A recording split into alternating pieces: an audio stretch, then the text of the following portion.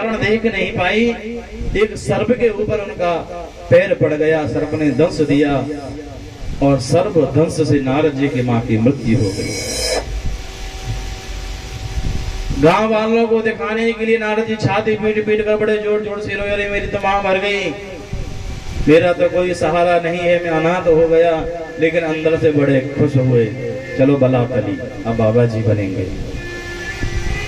नारद जी महाराज गांव वालों के साथ में शमशान भूमि गए, अपनी मां का अंतिम संस्कार किया। गांव वाले तो वापस आ गए, लेकिन नारद जी वहीं से जंगल में निकल गए, निरंतर भगवान का भजन करने लगे। जब बहुत दिन भजन करते करते बीत गए, एक दिन सरोवर में स्नान कर रहे थे, तभी उन्होंने जल में भगवान की सांवरी सूरत का दर्शन किया।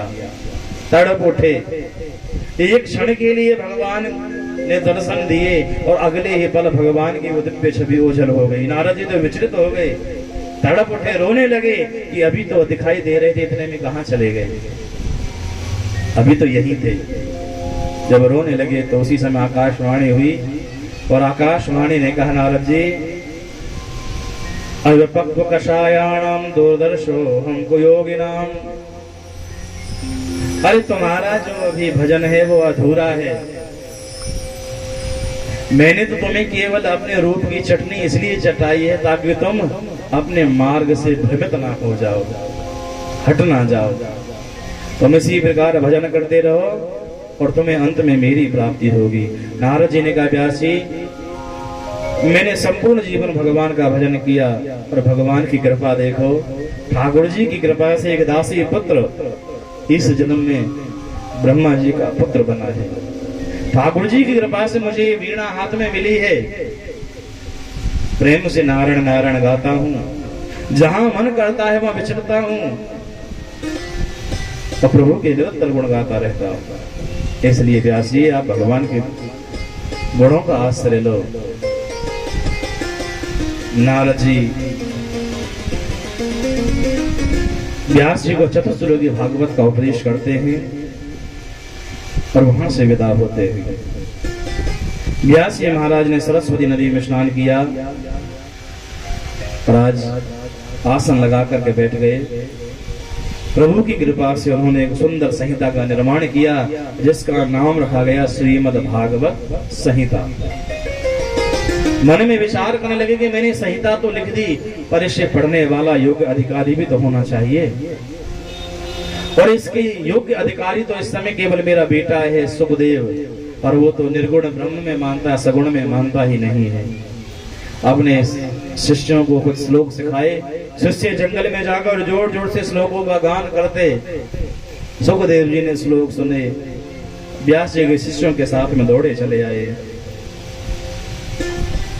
और आते ही पिताजी से कहा, पिताजी आपने जो नवीन संहिता लिखी है मुझे उसका अध्ययन कराइए।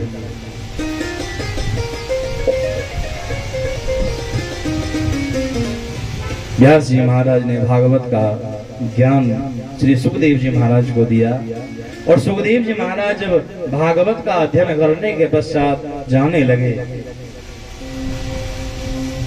तो व्यास जी ने कहा, बेटा मुझे गुरु दक्षिणा तो देते जाओ। सुखदेव जी ने कहा, गुरुदेव आपके लिए क्या गुरु दक्षिणा में दे सकता हूं, आप बतलाइए।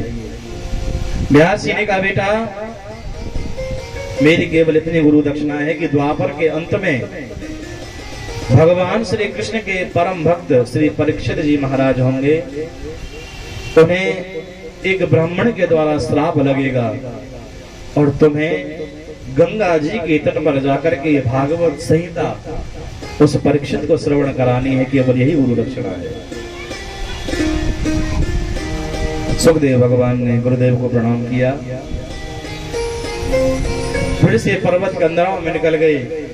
सोनक जी ने फिर से प्रश्न किया सूत जी महाराज से, गुरुदेव मुझे ये बतलाइए कि परीक्षित कौन था, उसकी कथा मुझे सुनाओ, मैं सुनना चाहता हूँ गुरुदेव।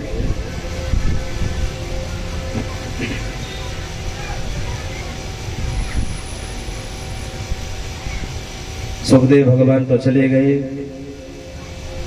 जब सोनक जी ने प्रश्न किया तो सूत जी कहने लगे, संतो ये उस समय की बात है कि यदा मृधे कौरव सृंजयानाम वीरेश्वतो वीरगतिं गतेषु। ये उस समय की बात है कि जब महाभारत का युद्ध समाप्त होने वाला था और महाभारत के युद्ध समाप्ति के समय पर रणभूमि में दुर्योधन घायल अवस्था में पड़ा है, दोनों जंघाएं टूटी हुई हैं और भगवान श्री कृष्ण समस्त पांडवों को विजयश्री का उत्सव मनाने के लिए गंगा जी के तट पर ले गए हैं।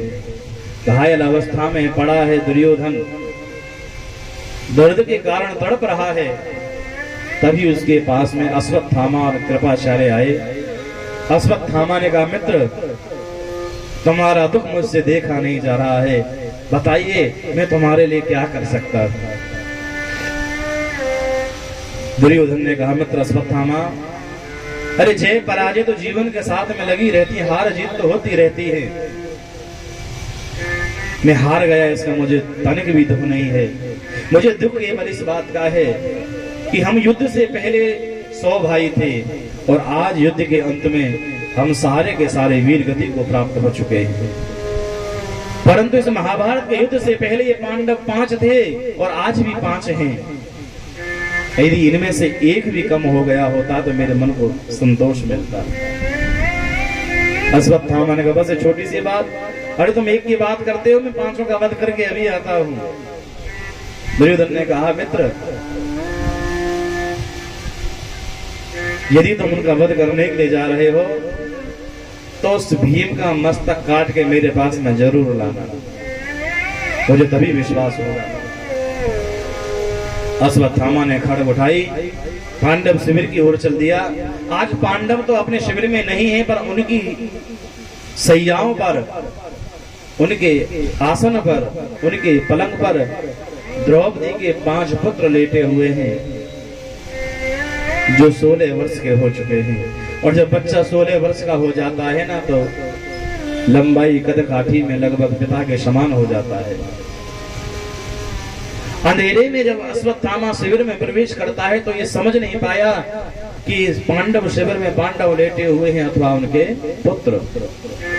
अश्वत्थामा ने खड्ग निकाली और एक एक करके सबके सिर धड़ से अलग कर दिए और पांडव पुत्र का सिर हाथ में लेकर, उस भीमसेन के पुत्र का सिर हाथ में लेकर दुर्योधन के पास में रणभूमि में आया।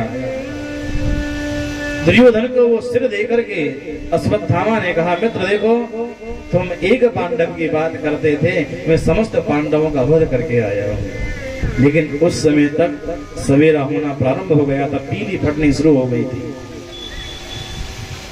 दुर्योधन ने जैसे ही भीम पुत्र के सिर को पकड़ के जोर से दबाया तो बड़ी आसानी से टूट गया।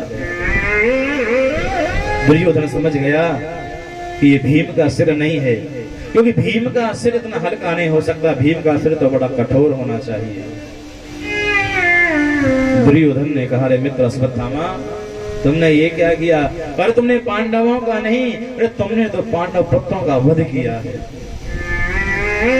तुमने तो हमारे परिवार में हमें कोई जल देने वाला भी नहीं छोड़ा है। उधर जब सवेरा हुआ, द्रौपदी जागी और द्रौपदी ने जब अपने 5 पुत्रों को मरे हुए देखा तो रोने लगी, विलाप करने लगी।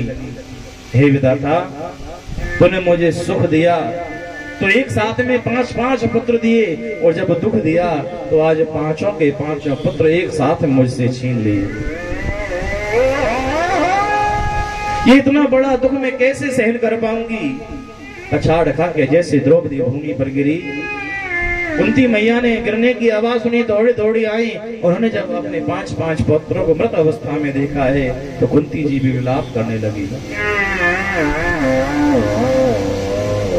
उधर सवेरा जैसे हुआ तो भगवान पांडवों के साथ में शिविर में वापस लौटे हैं। तो रोने की आवाज सुनी तो पांडव दौड़े दौड़े आए, और अर्जुन ने जब अपने पुत्र को मरा हुआ देखा तो अर्जुन उसकी हिलकी बन गई, आंसुओं की धारा बह निकली। अर्जुन ने पूछा, ये कृत्य किसने किया है? पता चला इन 5 पुत्रों का वध द्रोण पुत्र अश्वत्थामा ने किया है, तो आज प्रतिज्ञा कर ली है। अर्जुन ने कहा कि मैं कुंती पुत्र अर्जुन ये प्रतिज्ञा करता हूं कि आज सूर्यास्त से पूर्व उस अश्वत्थामा का वध कर दूंगा, और ऐसा नहीं कर पाया तो मैं स्वयं समाधि ले लूंगा। आज आदेश दिया है द्वारकाधीश को, अर्जुन ने, द्वारकाधीश मेरा रथ तैयार करो और मेरा रथ उस अश्वत्थामा की ओर ले चलो। भगवान ने रथ बढ़ाया, अर्जुन उस रथ में आरूढ़ हुए, और जैसे रथ अश्वत्थामा की ओर जाने लगा है, अश्वत्थामा को जब पता चला कि अर्जुन ने प्रतिज्ञा कर ली है मुझे मारने के लिए, तो अश्वत्थामा दौड़ना शुरू कर देता है। जैसे ही अर्जुन ने दूर से अश्वत्थामा को देखा, आवाज लगाई, अरे दुष्ट ठहर जा, आज मैं तुझे जीवित नहीं छोड़ूंगा, तू आतताई है, तुमने मेरे 5 पुत्रों का वध किया है, मैं तुम्हें आज जीवित नहीं छोड़ूंगा। इतना घबरा जाता है अश्वत्थामा कि ब्रह्मास्त्र छोड़ देता है अर्जुन की ओर। अश्वत्थामा ब्रह्मास्त्र छोड़ना तो जानता है, लेकिन वापस बुलाना नहीं जानता है। तो जैसे ही ब्रह्मास्त्र अर्जुन के पास में पहुंचा, तो अर्जुन घबरा गया, हाथ जोड़ के भगवान से प्रार्थना की कि कृष्ण कृष्ण महाबाहो भक्तानां अभयंकरः त्वमेको दह्यमानानां अपवर्गोऽसि संसृतेः। हे गोविंद, मेरी रक्षा करो, ये ब्रह्मास्त्र का तेज मुझे सता रहा है।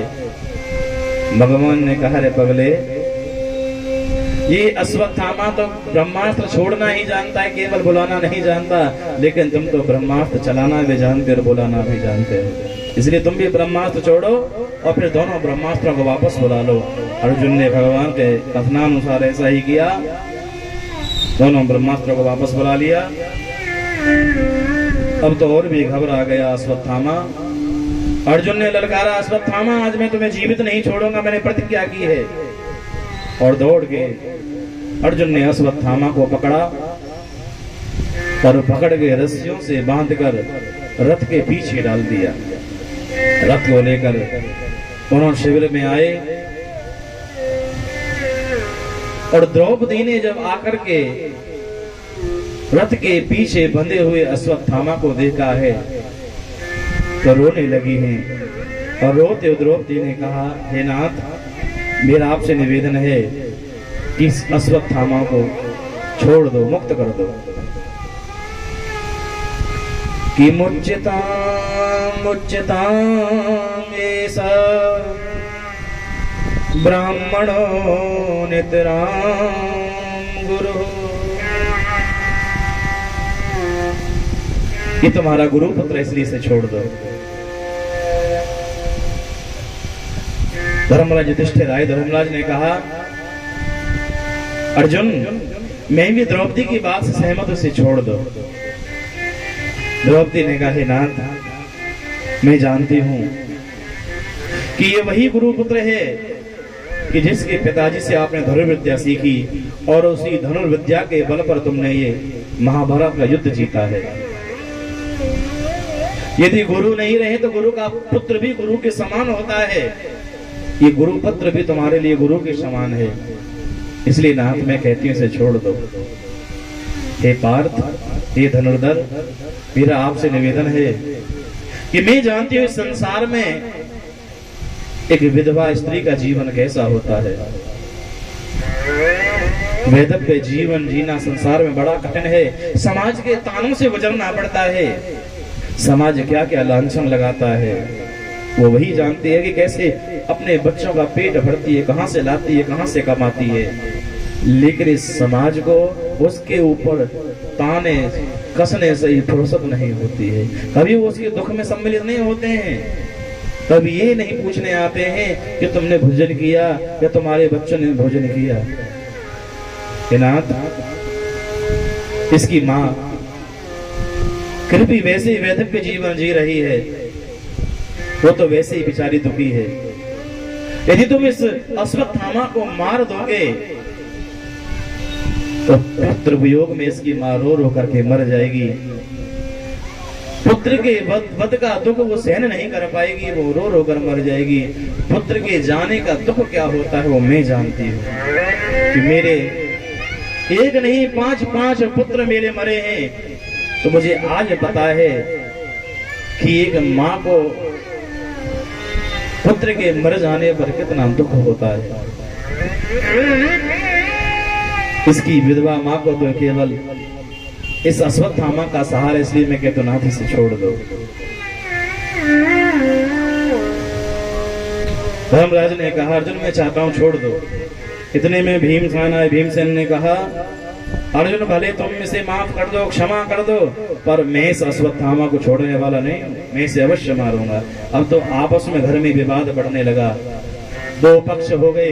एक पक्ष कहता है कि अश्वत्थामा को छोड़ दो और दूसरा पक्ष कहता है कि इसे मार डालो। भगवान एक तरफ खड़े खड़े मुस्कुरा रहे हैं।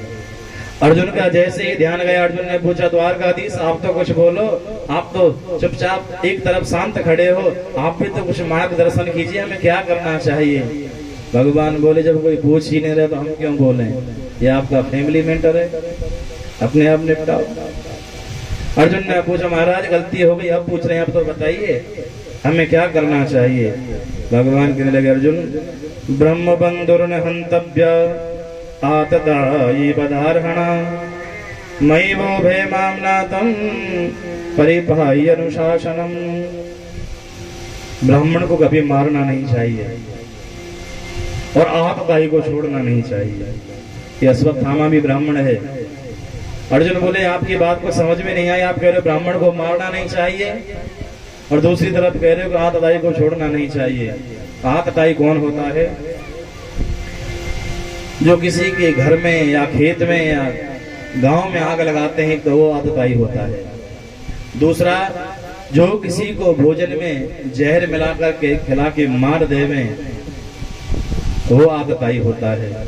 दूसरा जो किसी को मारने की दुर्भावना से या बुरी नीयत से हाथ में शस्त्र उठाता है वो आतताई होता है। जो किसी के धन को लूटता है या किसी के धन को छीनता है वो आतताई होता है। जो किसी के खेत में आग लगाता है, खलिहान में आग लगाता है वो आतताई होता है। और एक वो आतताई होता है जो किसी को विश्वास में लेकर के उसकी स्त्री को छीनता है या विश्वासघात करता है, वो आतताई होता है। अर्जुन बोले प्रभु आपकी बात तो समझ में आई, आतताई तो है ही, पर अब हमें करना क्या है वो तो बतलाइए। भगवान बोले अर्जुन समाज में जो सम्मानित व्यक्ति होता है ना, गांव का सम्मानीय व्यक्ति, इज्जतदार, यदि उसकी बेइज्जती कर दी जाए तो उसकी बेइज्जती भी मृत्यु के समान है। और यदि कोई बिल्कुल आप इज्जत से परे है तो उसका कहना ही क्या। और ब्राह्मण का सम्मान होता है उसकी शिखा, उसकी चोटी। इसलिए तुम इसकी शिखा को निकाल लो और इसकी शिखा के नीचे एक मणि है, उस मणि को निकाल लो। ब्राह्मण का अपमान ही उसकी मृत्यु का समान है। अर्जुन तुरंत समझ गए। अर्जुन ने खड़ग उठाई, दौड़ के अश्वत्थामा की शिखा का छेदन किया, उस मणि को भी निकाला और अश्वत्थामा को जैसे ही मुक्त किया है तो अश्वत्थामा रोता चिल्लाता भाग निकला कि पांडवों मैं तुम्हारे परिवार में तुम्हारा अंश भी नहीं छोड़ूंगा, तुम्हारा बीज नाश करूंगा। आज फिर से अश्वत्थामा ने ब्रह्मास्त्र छोड़ा है उत्तरा की ओर। उत्तरा उस समय गर्भवती थी, उसके पेट में पांडवों का अंश था और भगवान द्वारका जाने के लिए तैयार थे। रथ में जैसे चढ़ने को हुए उत्तरा दौड़ी दौड़ी आई, भगवान के चरण पकड़ लिए। प्रभु त्राहिमाम त्राहिमाम, प्रभु मुझे अपने प्राणों की चिंता नहीं है, मैं तो वैसे ही विधवा जीवन जी रही हूँ। मेरे गर्भ में पांडवों का अंश है, हे नाथ मेरे गर्भ की रक्षा करो। कितनी सुंदर बात कही उत्तरा ने। माँ की रक्षा हो जाएगी तभी तो गर्भ की रक्षा होगी। मुझे अपनी कोई चिंता नहीं, मेरे गर्भ की रक्षा करो। भगवान ने तुरंत एक वायु रूप शरीर बनाया, उत्तरा के गर्भ में जाकर के ब्रह्मास्त्र के तेज को शांत किया। आज माँ के गर्भ में प्रथम बार नन्हे से परीक्षित जी ने भगवान का दर्शन किया। और भगवान जैसे ही उत्तरा के दुख को दूर करके द्वारका जाने लगे तो किसी ने भगवान को धन्यवाद भी नहीं बोला, आभार व्यक्त भी नहीं किया। कुंती दौड़ी दौड़ी आई, भगवान के चरण पकड़ लिए, कहा प्रभु कहाँ जा रहे हो? हे नाथ, मुझे तो आपकी माया से बड़ा डर लगता है और मैं तो आज एक ही बात समझी हूं कि आप विपत्ति में साथ निभाते हैं। जब हम पे कष्ट थे, दुख थे, तो आप सदा हमारे साथ में खड़े रहे, और आज जब मेरे बच्चों को राज्य मिल रहा है तो आप उन्हें छोड़ करके जा रहे हो। हे नाथ, यदि मुझे कुछ देना है जीवन में तो आप मुझे दुख दीजिए, मैं दुख मांगना चाहती हूँ। विपद संतु न शाश्वत तत्र तत्र जगत गुरु, क्योंकि दुख में आपका भजन ज्यादा होता है, सुख में कोई भगवान का भजन नहीं करता है। कि दुख में सुमिरन सब करे, सुख में करे न कोई। जो सुख में सुमिरन करे तो दुख काहे को हो।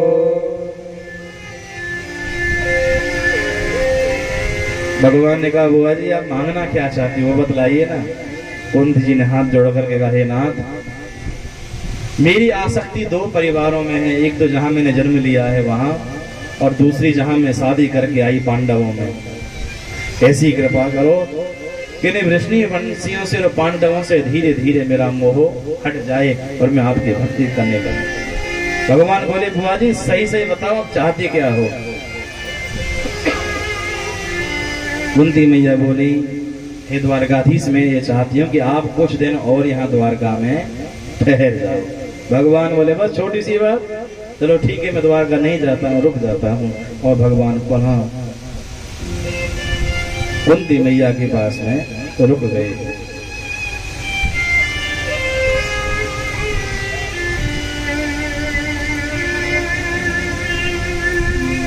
देखिए आज कथा में व्यवधान तो खूब हुआ है, आप जानते ही हो।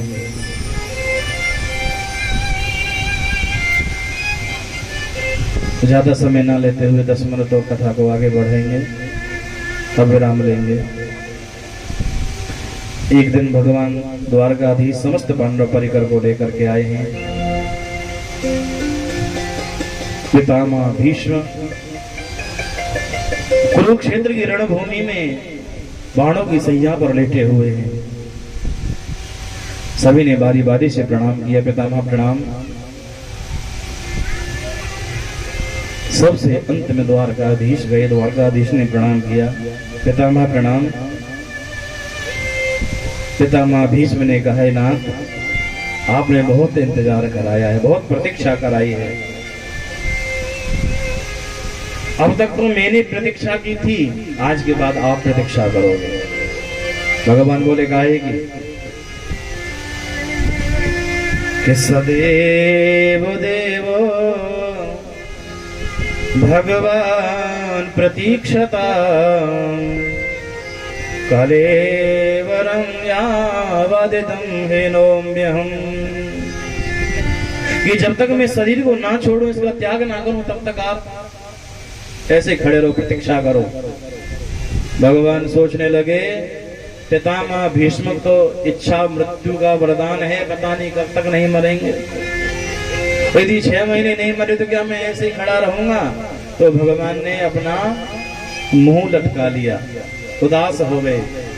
पितामह भीष्म कहने लगे कि मुझे आपका ये उदास चेहरा नहीं देखना है, मैं तो आपका हंसता हुआ चेहरा देखना चाहता हूँ।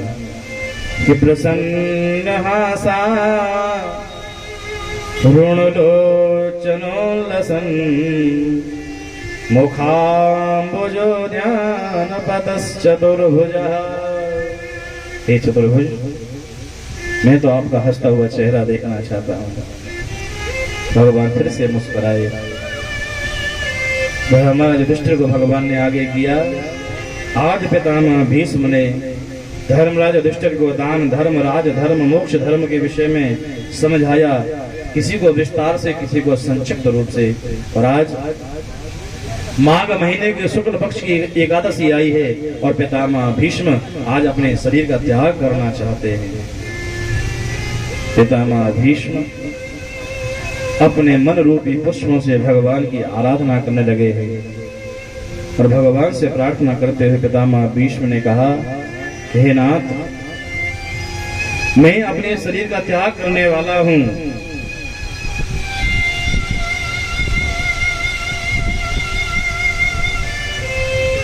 परंतु मृत्यु से पूर्व मेरा एक काम अधूरा रह गया, उसे पूरा करना चाहता हूं। भगवान बोले, कौन सा काम अधूरा रह गया? पितामह भीष्म कहने लगे, इति मति रूप कल्पिता वितृष्णा भगवती सात्वत पुंडवे विभूमि स्वसुखमुपगते क्वचित् व्यर्थम् प्रकृतिमुपेयोषि यद् भव प्रवाह। हे गोविंद, मेरी एक कन्या है और मैंने अपनी कन्या का अब तक विवाह नहीं किया, वो कुंवारी है।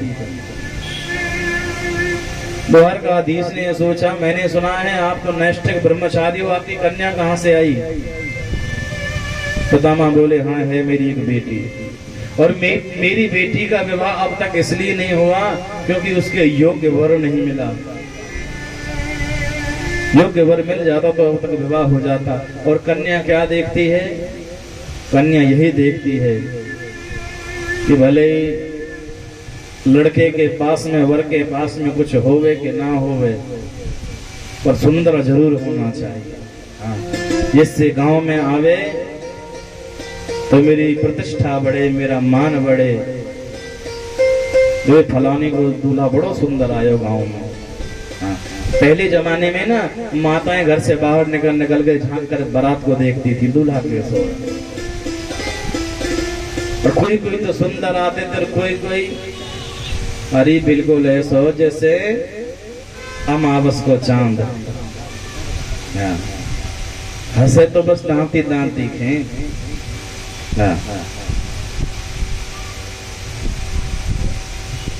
कन्या केवल वर के रूप को देखती, कन्या वरते रूपम।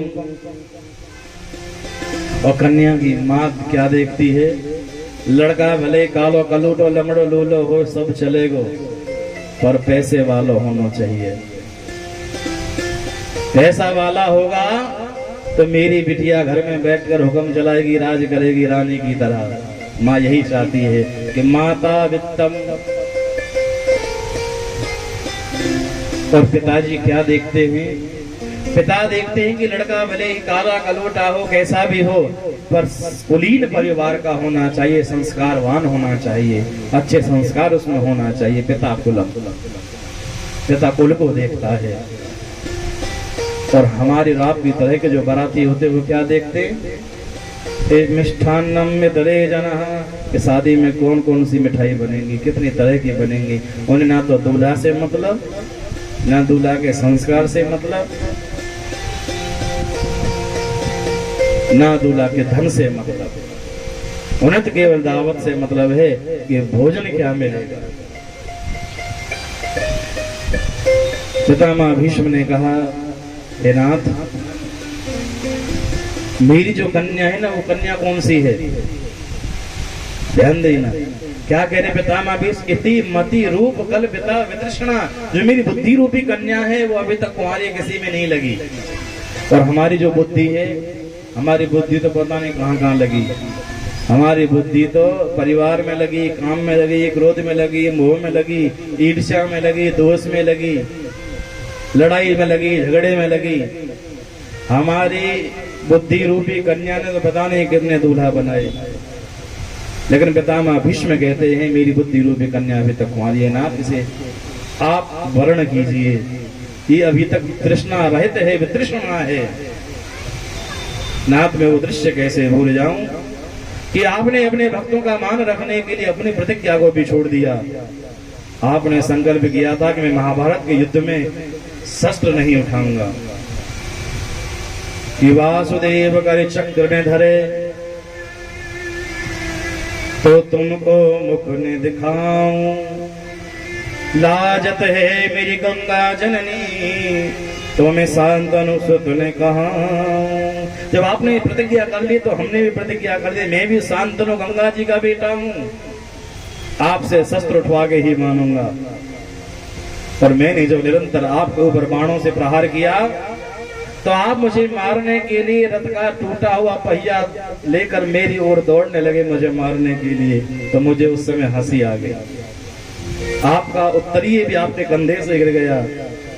मुझे हंसी इसलिए आई कि आपने कहा था मैं बिना शस्त्र उठाए इस भूमि के भार को कम करूंगा, कि आप कहो मैं शस्त्र बिन भूमि हरूं सब भार। तो हमको क्षत्रिय नागिने बोलहु वचन विचार। जब पितामह भीष्म हंसने लगे तो ठाकुर जी भी सब समझ गए, वो भी हंसने लगे। और उन्होंने चक्र जिस पहिए का बनाया था रथ के पहिए का वो नीचे गिरा दिया। और भगवान भी हंसने लगे और भगवान कहने लगे, पता है मैंने अपनी प्रतिज्ञा क्यों तोड़ी है? कि डारी चक्र हरि हंस पर्यो दियो तर ब्रजराज। तजी प्रतिज्ञा मोर में तोरी प्रतिज्ञा काज। आज मैंने अपने भक्त की प्रतिज्ञा रखने के लिए अपनी प्रतिज्ञा तोड़ी है। हे नाथ, मैं वो कैसे दृश्य भूल जाऊं कि आपका मान भले ही चला जाए पर भक्त का मान नहीं जाना चाहिए। पितामह भीष्म ने अपने मन को भगवान के श्री चरणों में लगाया, निहित किया और अपना देह त्याग किया। आज्ञा परिकर ने खूब रुदन किया। ठाकुर जी ने समझाया कि ये तो संसार का नियम है, आया है सो जाएगा राजा रंग फकीर। जिसने जन्म लिया है उसकी मृत्यु निश्चित है, इसलिए रुदन मत करो, अंतिम क्रिया करो। और इसी के साथ आज की कथा को यही विराम देते हैं। यहाँ से आगे की कथा कल आपको श्रवण कराई जाएगी और कल की कथा में सती चरित्र ध्रुव चरित्र की कथा भी आपको श्रवण कराई जाएगी और वामन भगवान की सुंदर सी झांकी का भी आपको दर्शन होगा। कल वामन भगवान के प्रागट्य की कथा है, वामन भगवान की सुंदर सी झांकी भी निकलेगी। आइए भाव और प्रेम से सभी जय जयकार करेंगे। बोलिए भक्त वत्सल भगवान की जय, श्री वृंदावन बिहारी लाल की जय।